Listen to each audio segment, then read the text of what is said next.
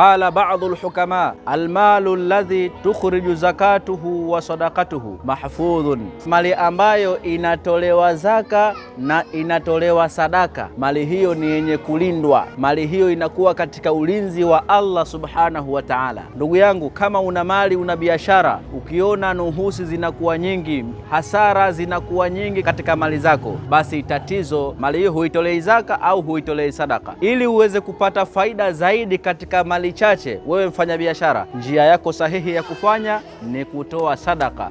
Hicho ambacho wewe unakiona ni kichache, basi toa kiasi kidogo, walishe watu wenye uhitaji. Leo taasisi yenu ya Khidmatul Umma tupo hapa George Town, hapa Kiwalani, wilaya hii ya Ilala, jijini Dar es Salaam, tukiwa tumewaletea ndugu zetu hawa sadaka hii ya chakula pamoja na vinywaji kama mnavyoona. Alhamdulillah, nichukue fursa hii nikuombe na nikukaribishe ndugu yangu mtazamaji, uungane na taasisi yako hii pendwa ya Khidmatul Umma ili tuweze kuvuna haya ambayo yanapatikana katika ulishaji wa vyakula kwa watu wenye uhitaji. Wabillahi taufiq.